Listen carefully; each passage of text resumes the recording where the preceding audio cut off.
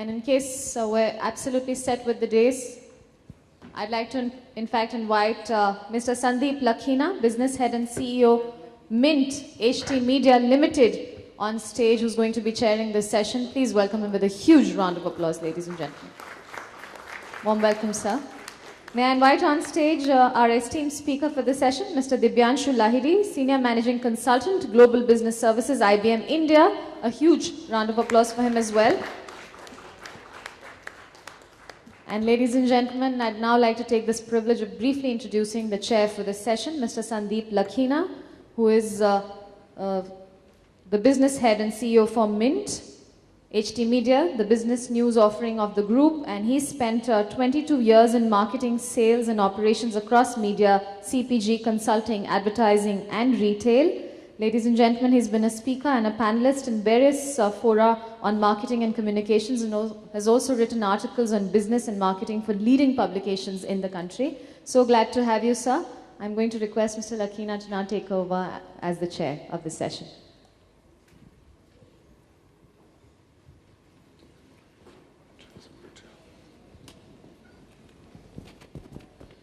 All right, good evening everybody. I think that's been a pretty engaging, interesting session on what we just saw, and I know this is a back-to-back session.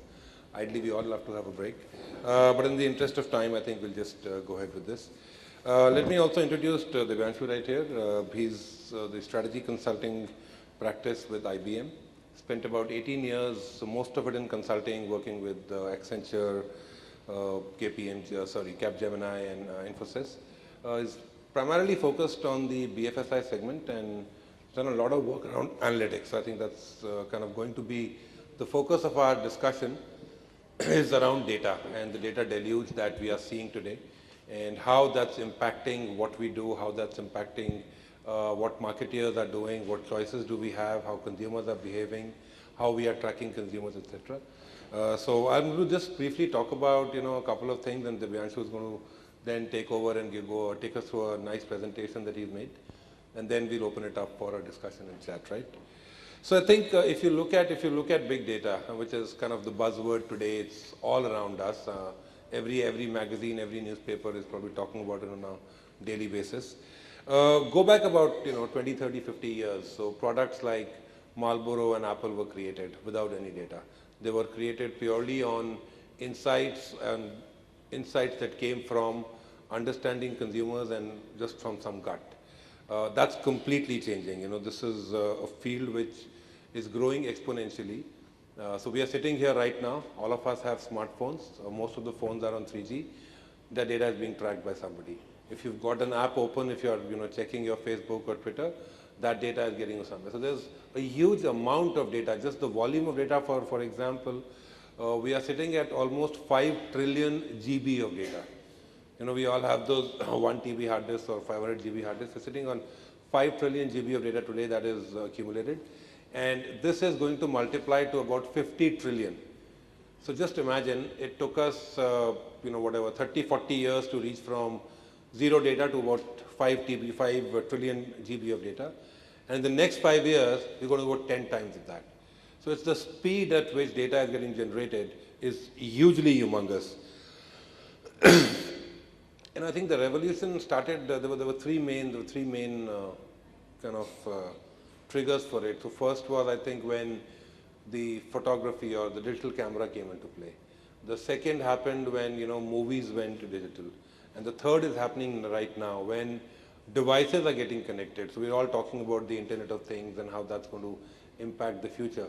I think that's going to, really transform, because we're going to have some X number of billion devices which are connected to each other. So right from your refrigerator to your phone. And, we've been hearing about this for the last 5-10 years. I've spent some time in the US, and 7-8 years back, there was a lot of talk around how you're going to be able to order, your fridge is going to be able to order milk when the milk gets over. Okay? That is actually becoming a reality. I've actually seen a live fridge which can do that. So I think that's where we are headed to. I think with so many devices, it's a huge challenge for marketeers. So what do marketeers want to do? Marketeers want to primarily look at consumers, find out what they are doing, and be able to communicate with them. So marketeers' job is to disseminate some sort of information, some sort of message, some sort of content to the consumer and trigger the consumer to act, right?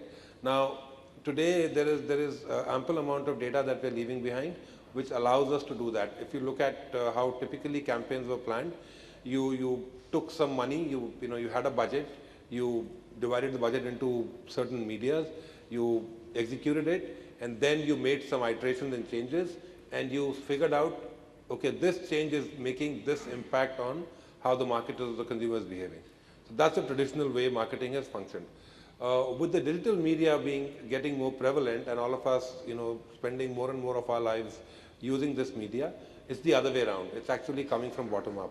So your KPIs will now decide, how you can use the data and how you can take it forward. So that's kind of one big shift that is happening. If you go down to analytics, there are 2 or 3 different kinds of analytics that come into play. So there is the prescriptive analytics, which kind of tells you what is wrong and how you can fix. There is predictive analytics, which can actually start predicting. One of the companies I was working with previously worked in the space of actually figuring out, based on previous data, seasonality, marketing input provided, how each salesperson, and these are salespeople on the ground. So, FMCG companies, people who go with their handhelds and take orders at the store, how much of sales of every SKU you do. You could actually predict that, and we built some algorithm around that. And we were able to predict with a pretty high degree of accuracy, about 60 to 70% month-on-month sales by individuals.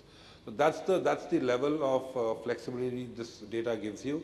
I think this is obviously also a huge challenging field in terms of how do we get the data, what do we collect, and is it good data, is it usable data? Because we're collecting all sorts of data, but how much of it is usable? Right now there's some analysis done which says only about 3% of data that we collect globally is actually impactable for marketing purposes.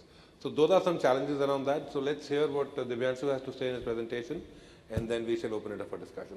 Thanks, Sandeep.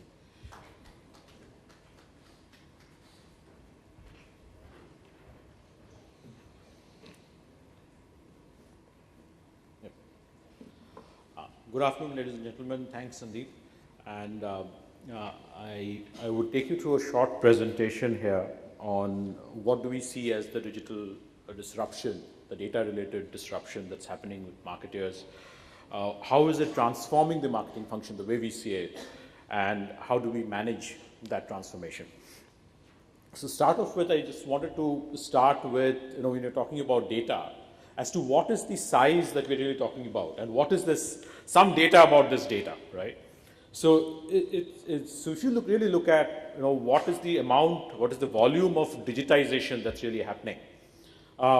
Some facts on the table. So in fact, if you look at the data that is getting created and put that in perspective, it's every 2 days we create as much information as we did between the dawn of civilization up till 2003. So that's the kind of volumes that we're creating, right?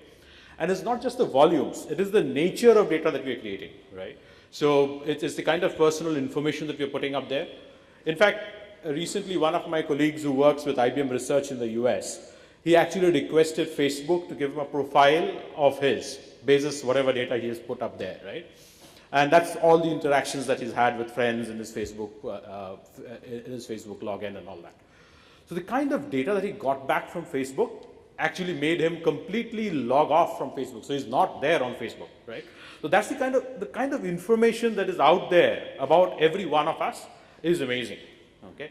And it is something that's available for a lot of us. And India is very much up there in terms of the kind of presence, digital presence we have, and the kind of people who are out there. So if you look at people like housemaids, right?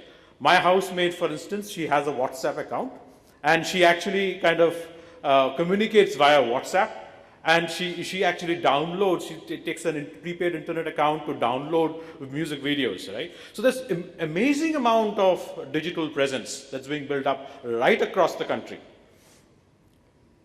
So now what does that mean in terms of, what is it that's going to hit us as marketers? Okay, so one is every individual becoming a kind of a publisher of information, consumer of information, broadcaster of information, right? And the amount of transparency that that leads to is mind-boggling. Okay, so for an organization, we have to deal with that kind of transparency, deal with that kind of empowerment, deal with that kind of demand from the customer. And today we are dealing with the customer across multiple channels, right? So essentially, when you have an online channel, a typical customer is not going to interact with us with one channel, and it's across multiple. You cannot, as in a previous session mentioned, you cannot really separate out a physical customer from a digital customer. So it's going to be across multiple channels. So from marketing perspective, how do we ensure that we create a kind of a seamless interaction across channels? In my work with customers in India, we see still organizations today thinking about a physical business head and an alternate channel head, right? Or a new channel head. So that is a divide that we see. It's a kind of a normal divide, artificial divide, and it does not exist in the real world. So how do you really get a suitable interaction, seamless interaction out to the customer? How do you interact with the customer with what is relevant? So in all the research that we typically see, recent research that we typically see, whatever goodwill we build up with the customer in terms of loyalty programs or what have you, is as important as the last moment of truth with the customer, right? So if your last moment of truth actually overshadows a lot of the goodwill that you would have built up, maybe over some period of time. So how do you manage these moments of truth, and with the right kind of information, right kind of insight available at the point of interaction, right? And also the kind of empowerment you provide to the employees at the point of interaction, right? So that's the kind of challenge that really comes up with the marketing function in today's context. So in our view, this is actually a transformation of the marketing function. So if you look at today's marketing concept, we are really thinking about broadly three kinds of stuff that marketers kind of see themselves doing. One is the kind of thinking part, if I may call it so, a kind of thinking part of the entire exercise, which is more around understanding customers on a one-on-one, single customer basis, understanding the customer profile, understanding who the customer is, and really anticipating what the customer could potentially want through what kind of channel, what kind of interaction, what kind of content, what kind of purchase he wants to do, right? And then the next is the kind of maybe the feel kind of activity that marketers would do, which is more around what is the experience that I'm delivering? Is that the kind of experience the customer wants across that particular channel or channels that he or she is interacting with us, right? So that's the feel, and followed by the actual do part, which is really delivering the content, delivering the message, delivering the kind of experience that the customer wants, right? So, and how do you optimize all of these activities in the organizational context? So that's the kind of evolution of the marketing function, the way we see it. And no doubt it's highly analytics-led. So when we say it is analytics-led, on one side is the data. So there is, of course, the huge proportion or huge portion or a huge amount of data, different types of data, right? So when we say big data, we typically say variety, volume of data, as also the veracity or the usability of the data, which is slowly becoming a little bit, let's say, inconsequential, right? With big data tools coming in, and also the really speed at which the data is coming in, the speed at which you can analyze, the velocity of data. So there are multiple data types. Now, typically, you would want to process these data types. So processing is in terms of really capturing the data, translating it into some sort of analyzable format, and then really looking at capturing something at the point of interaction, which is a detection event, and really drawing some inference from the detection event and data that you already have and processed in-house, and delivering something to the customer in terms of an interaction or an experience, right? And how do you do that? You do that with multiple types of analytics, which Sandeep also touched upon. So one is, of course, the descriptive type of analytics, which is basically looking at a kind of a rear view mirror and seeing, looking at past data and trying to figure out what went right or what went wrong, right? And that's the basic type of reporting or analytics, which is more around what could a customer potentially do, right? So what is it that he or she could potentially buy, right? So that's the predictive part of the analytics. And the other part is more the optimization of the prescriptive part, which is essentially around, what's the best pricing that at a particular point in time. So let's say airline ticket pricing, right? Well, so what's the best pricing that you could have on a particular day for a particular flight on a particular route to optimize, let's say, the profit of the organization or maximize the number of customers that would buy.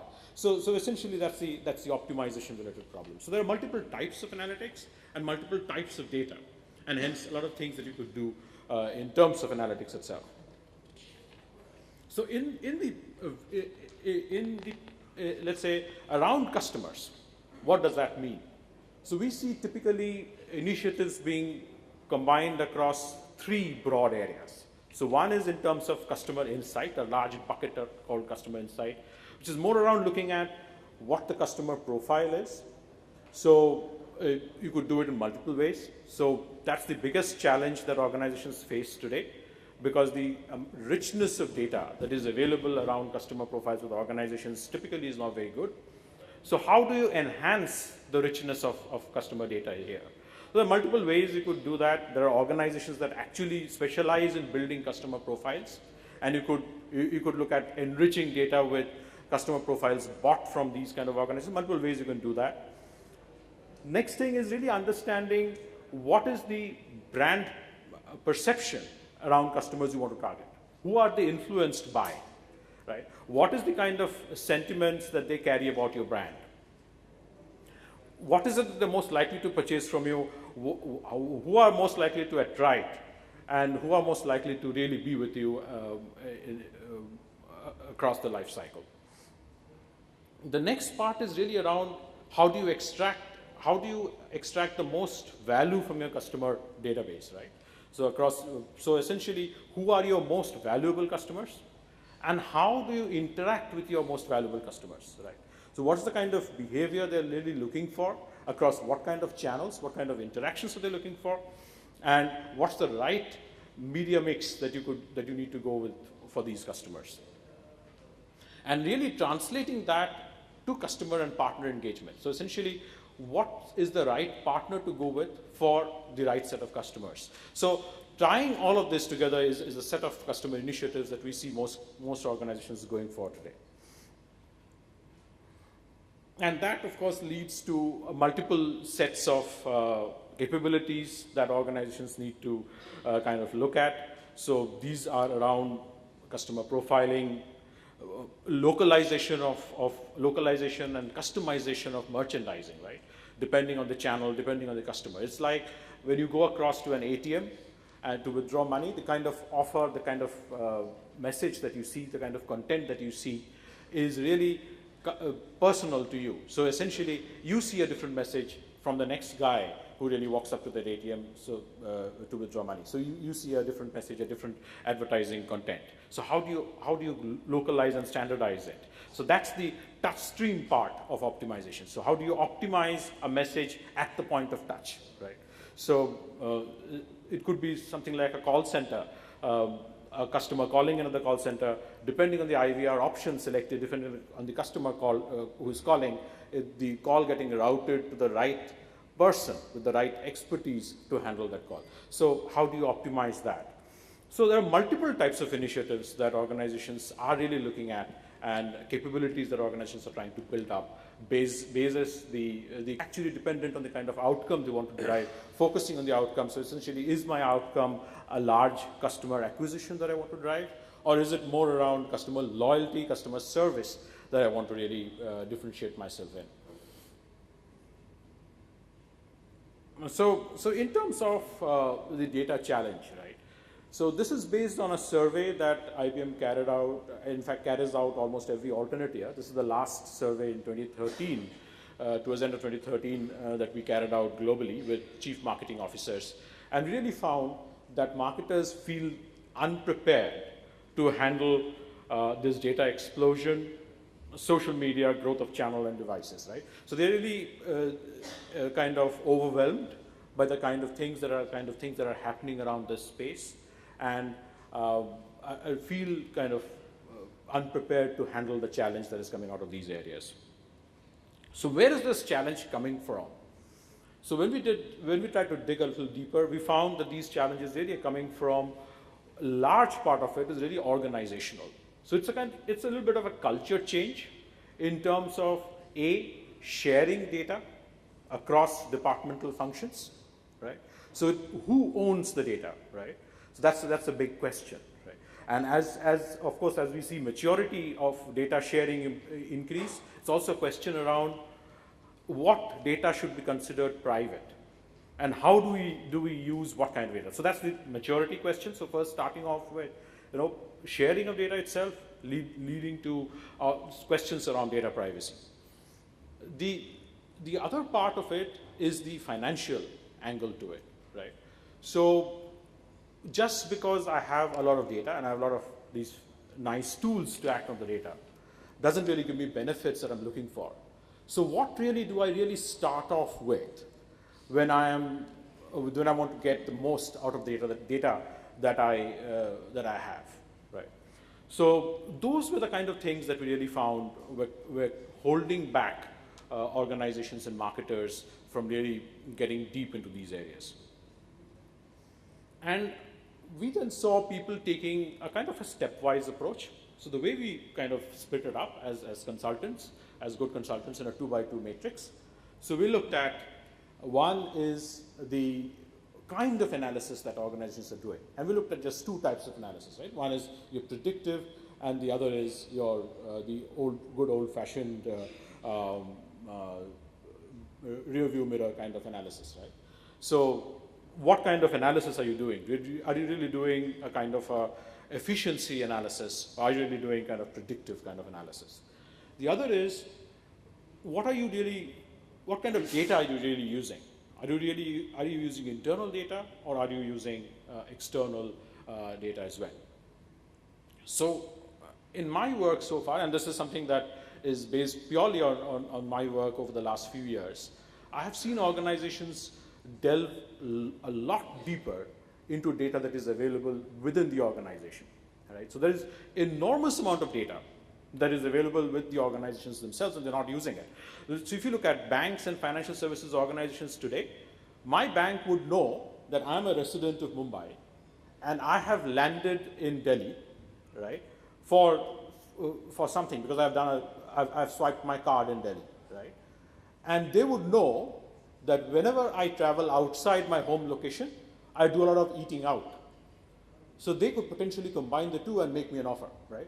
And so these are the kind of things that banks and financial services organizations are talking about. And it is dependent on data that they have internally within the organization. They don't have to go anywhere and looking for this data, right? So that's the kind of, so one is kind of looking at completely internal data and seeing what they could do in terms of A, predictive, or B, also in terms of how do you do an analysis of what they have today in terms of profitable customers, right? And so hence, what are the profitable customer segments they should go after? So that's something that we see organizations really focusing on. And of course, moving forward, we see a few banks really and financial services organizations really talking about how do we combine that with data across digital properties. Really understand what customers are doing in terms of, let's say, who are they getting influenced by, right? What kind of blogs are they, communities that are being part of, right? And hence, what kind of perceptions could they potentially carry, and what could potentially convince them to invest in a particular financial product? So there are a few customers who are really moving into the topmost, the right corner of the 2x2. We typically see organizations focusing on a few basic things to get things right? So the first layer of things, what we call the enable kind of platform layer, right? So essentially, it is something that you essentially have to have in place. So one is the really source of value, right? So essentially, how are you going to, what is it that you're going to go after that is going to get you the right kind of money for the money that you invest? So many organizations really think of real-time analytics, right? So when you really go into data analytics, real-time offers. So when you really think about it, do you really need real-time, right? Most of the kind of work that we do, in fact, let's say, unless you really talk about location-based, pure location-based kind of offers, which is, I'm stepping into a Starbucks store and I get an offer on my mobile, right? Which is something which is completely based on maybe the telecom tower knowing where I am, or dependent on the Starbucks loyalty card, which recognizes that I have stepped in, passing that information on to someone else like a bank, and the bank kind of making me an offer on Starbucks. But leaving aside those kind of situations, let's say the previous example that I spoke of, right? Or an example, or something that is an offer based on, let's say I'm traveling out of my home location.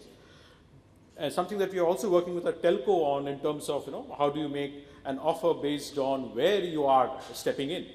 Are you stepping into, let's say, the international airport? And hence, should you get an offer for an international roaming SIM card, right? So these need not be completely 100% real time. It can be based on a batch process that runs every half an hour. Reduces your cost of operations, reduces your cost of development of the application manifold, right? So really look at the source of value and what does that really mean. So really look at it in a very systematic manner. The next thing is really understand what is the outcome that you're driving towards, right? Are you driving towards building up a large customer base? Are you driving towards building up loyalty? What is it that you're driving towards? And build your initiatives around that. And then build the platform towards that. Now, in the platform, what we see some marketers do is they go ahead with extremely, let's say, here and now kind of initiative, which is good, which gets you moving extremely fast. But at times can lead you into issues. Many of these things that you do around marketing, over the period of time helps you develop a lot of assets for the organization. So an asset could be in terms of very detailed customer profile data, for instance, right?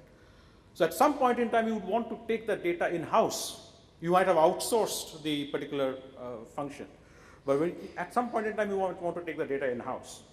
So many times, you should really be thinking of these kind of things in a kind of bimodal fashion. So you want to think of the here and now, how do I get something done quickly, low cost? But at the same time, also think of what is it that if something happens, if this thing really pans out the way I would love it to, or go beyond what I think now, can I really institutionalize it? So that's where I think a partnership between the marketing and the IT function really helps in helping building a kind of more architectural, let's say, construct around it. The next layer of stuff is around the soft issues, right? So how do you set a culture in place around using data in your basic processes, sharing data across functions? How do you kind of build data governance processes? Because the moment you're dependent on data, you're also dependent on the truth of the data, on data not getting tampered, right? So how do you build those kind of processes within the organization? And also trust to an extent in the stuff that you've built. So I've seen places where organizations kind of build applications for things like the next best offer, right? So what's the next best offer that you can make to a customer at the point of interaction, right? And you find those applications failing maybe a few times, and then you stop using that. So how do you provide the right kind of input to that particular tool or that particular application and make that work better? So I think that building that level of trust in the analytics area is also important. And the entire thing gets amplified by sponsorship funding and the kind of expertise that you need to build up in the area as you go ahead. So that again kind of helps you move around the maturity path, and we see organizations grappling with multiple things as they move upwards in terms of analytics maturity. So in the first phase, they really start off with objectives around reducing cost. So how do you reduce cost of, let's say, campaigns? How do you get the most benefits out of the campaigns how do you improve the ROI of your campaigns, right? So target your campaigns better, through the right channel for the right customer, right? And the primary challenge that we see is around sponsorship, around the culture and the data sharing issues. As you move ahead, the focus kind of shifts towards revenue, and the primary challenge turns around the skills that you need, right? And data governance related issues. So now you've started data sharing, but how do you ensure the right data gets generated, right data gets captured, data does not get tampered with, so on and so forth. And then as you gain more maturity and you really look at more complex problems on the analytics side, it is more around getting management bandwidth to really focus on the kind of optimization, the kind of stuff that you can do with the data, and also profitability, and you're focusing on stuff like profitability. Now to start off in that journey, so the way I normally would suggest organizations to look at it is start by picking the right thing, right? So focus on the biggest and highest value opportunities, pick the right thing, right? The next thing is, in that, really start looking at not from a data perspective as to what is the data that I have and hence what is it that I can do, but start with the questions you want to understand, right? What is the question, the hard problem that I really want to solve? And then go after the data that you require. Do you have the data in-house or things of that nature? And then embed that in the business process within the organizations. That should not be a parallel thing that's happening, right? So embed that within the organization. And then once you've done that successfully for one area, build on it and build the analytics culture within the organization. That's how I would think that organizations would, typically the organizations that I've worked with have seen success. That's it that I have in terms of slides. Thanks.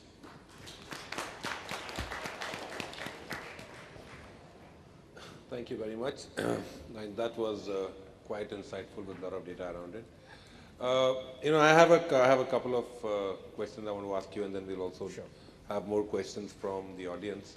So in terms of, you're working with clients in the BFSI segment, and that tends to be one of the first movers or the fastest movers in terms of being able to use data, because one, they generate a lot of data, they have a lot of transaction data, right. And also retail being the other one. Right. So what are some of the challenges that clients are facing? And you specifically talked about the, build, enable, and amplify. At what stage of the three parts are most organizations in India? So if I look at organizations in India, so they are all kind of struggling with the first phase, right? So in terms of really looking at what are the kind of hard questions, and where is it that I will get the most value for the money that I would invest there, right? So there are some questions that organizations, that banks I see grappling with. Things like, for instance, we worked with organizations a few days back in terms of helping them activate inactive customers. So they run campaigns, right, to get a lot of customers in, and they get a huge bunch of inactive customers, right? So how do I decide on who are the customers I want to activate, right? When do I want to drop a particular customer and say it's a dead customer, don't want to invest, right? And what is it that I do to activate them, right? So the things of, and is that a really analytics problem that I can handle is also a question that organizations have. So I see organizations really grappling with the first two phases, right, in between the first two phases. Mm-hmm. Okay, right. Great. The other issue is obviously around privacy, and from a marketing perspective, that tends to be a huge challenge. And I don't know how many of you heard or read about, a very interesting case that happened in the US about a couple of years ago. This retail company called Target was giving out offers based on what consumers buy. And apparently when somebody bought a pregnancy kit, within a few weeks after that, they would start sending offers for nutrition and then baby products after about 8-9 months. And this went into a household which had a teenage girl, And the father got to see it, and he was pretty surprised. And it turns out the girl was actually pregnant. So it caused a huge furore. There was cover story articles in Forbes, etc. I think that's the other challenge. At what point do you really stop? And what are consumers? What do you see consumers doing about safeguarding their privacy as far as data is concerned? Yeah. So I think there's a lot of activity that's happening around this area in the US. So in fact, a few days back, I was reading an article about how there's a gentleman who's really formed the guidelines around data privacy. He's a very well-known person in the internet space. I've kind of forgotten his name, not being able to recall his name at this time. So there are guidelines that he's really formed around data privacy. And the data says that, if you really publicly announce those guidelines and really say that I'm following those guidelines, then people, and you really show in action that you are following those guidelines, then people actually get a lot more, let's say, happy with you using the data and a lot more open about sharing the data, right? So in the US, for instance, there is a lot of people are extremely scared about letting out the data or letting the data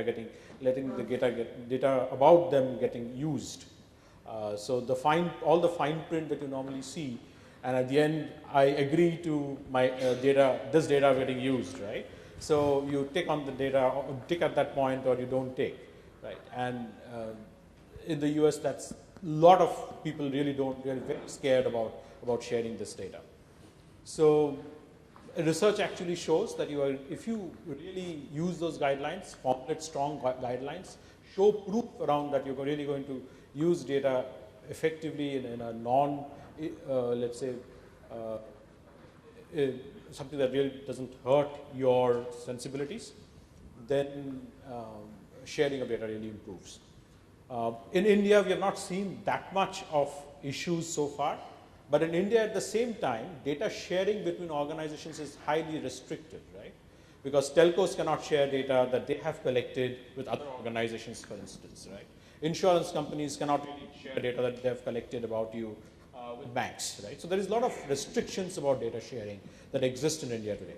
So we don't see that kind of challenge as of now on data privacy side, but I think that's going to quickly increase as we see a lot of this kind of applications emerging.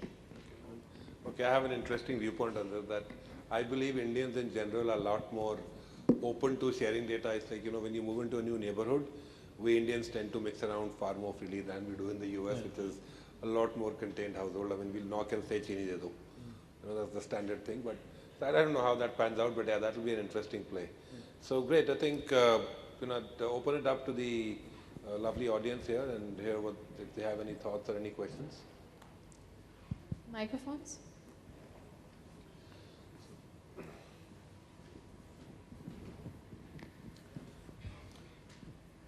Hi, Dibashu. Thanks for the wonderful session.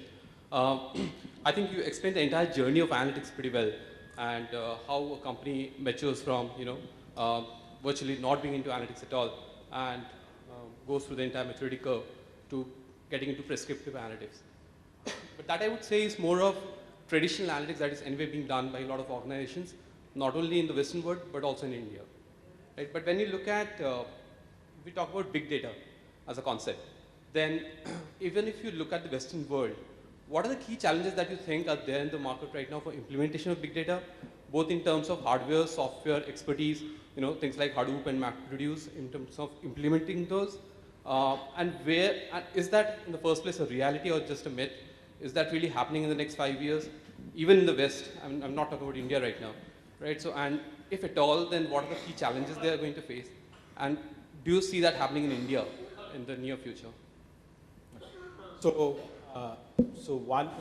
many questions bundled into one. So I'll try my best at looking at some of this. Now, I'll start with the last one. In India, though organizations are saying that some organizations are saying that they're doing some stuff around big data, but in reality, I've not seen a lot of big data applications really happening in India, at least with the banking financial services sector, right? Globally, yes, there's a lot of activity that's happening on big data. So when you look at the 4 parameters that we use to define big data normally, we see really the angle moving from the earlier thing around the variety of data and the volume of data. Then the focus really shifting into velocity and veracity, right? So really figuring out that's come out of the survey that we carried out a year back or a year or so back. And so the focus is really shifted into really looking at how do I use and the focus and the applications are in all kinds of places, right? Things like healthcare, for instance, right?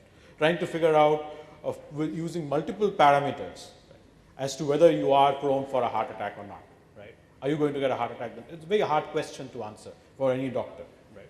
So looking at those kind of things to multiple kinds of applications, right? So enormous types of applications that are happening. So yes, big data applications are happening big time. The main challenge that we see organizations facing is around a lack of standards, and that leading to this availability of skills and expertise, right? So those are the 2 things that we see as kind of acting as roadblocks.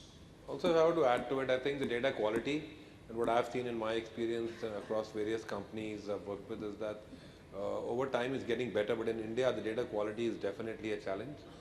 You have to get into a very deep process of data scrubbing and cleaning before you can actually make the data actionable. And I think that's a very huge task that most marketeers or most organizations face, and doing that is never easy.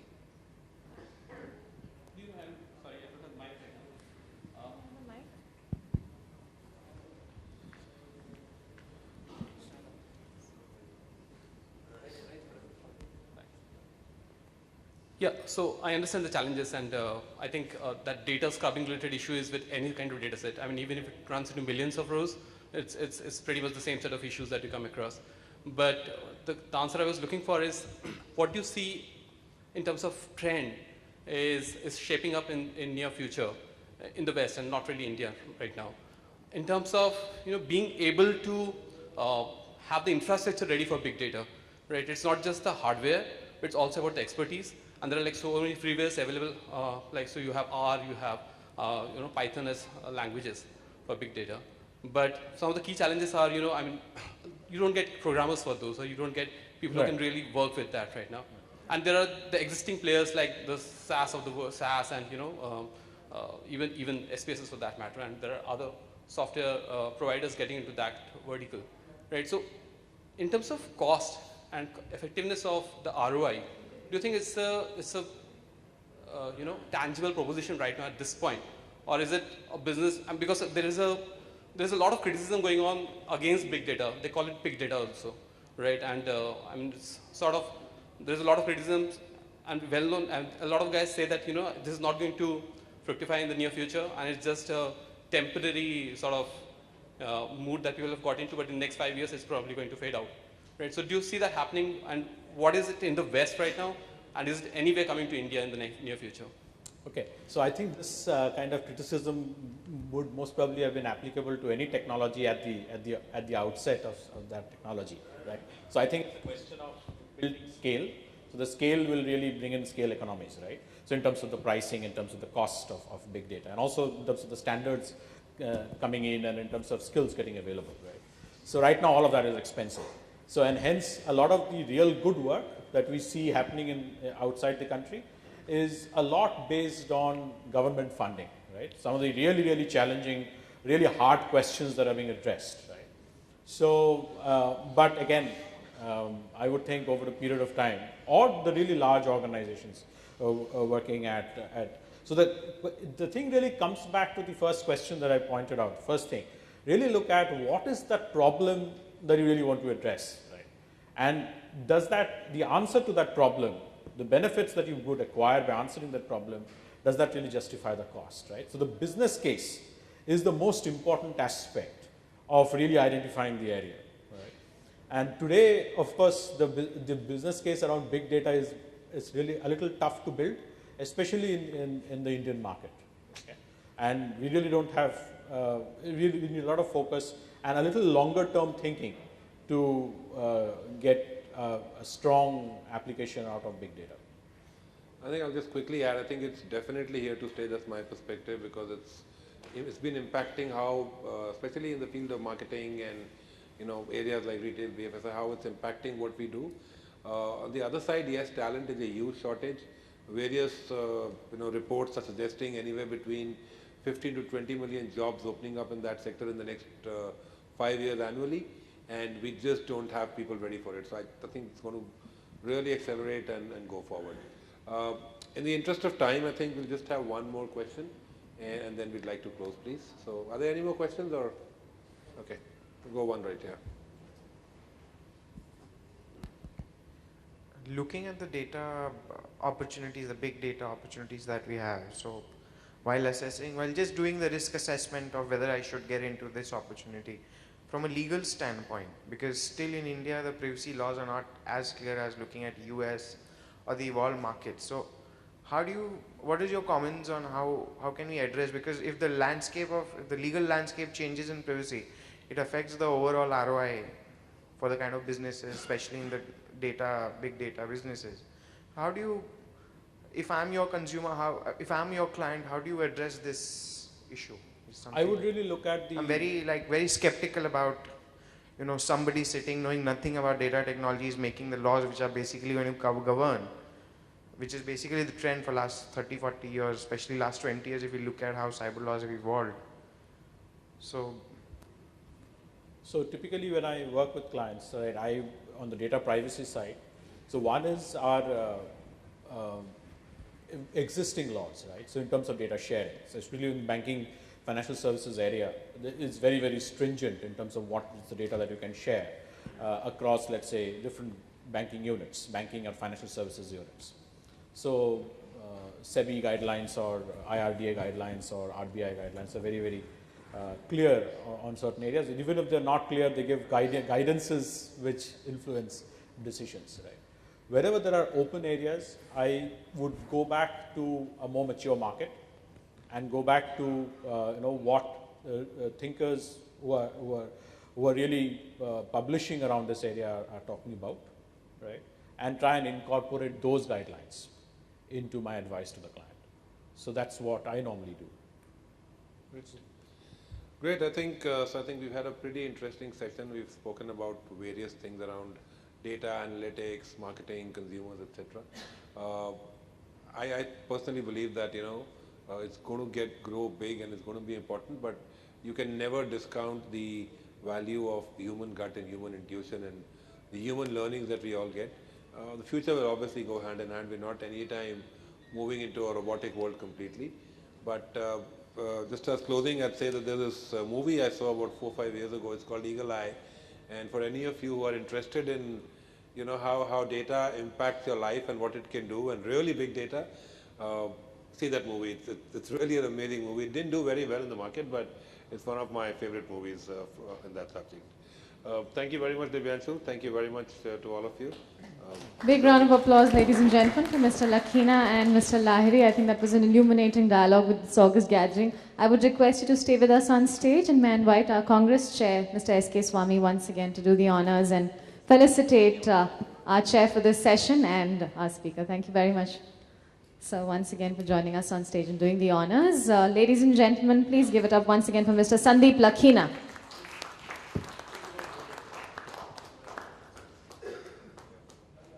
And a big hand for Mr. Divyanshu Lahiri. Thank you, Mr. Swami, for doing the honors, and thank you to both of you once again. Ladies and gentlemen, with this, we have a quick tea coffee break, really quick, 15 minutes, and then we have to be back for a very, very interesting session, which is coming up next. And Mr. Ashok Venkatramani, CEO of ABP News, Mr. Rajesh Jain, Founder and Managing Director, Netco Solutions, and Ms. Anusha Shetty, Founder and CEO of Autumn Worldwide, are going to be joining us on the panel after this tea coffee break. So 15 minutes is what we've got. Please be back in time to take it to the next session. Thank you very much, ladies and gentlemen.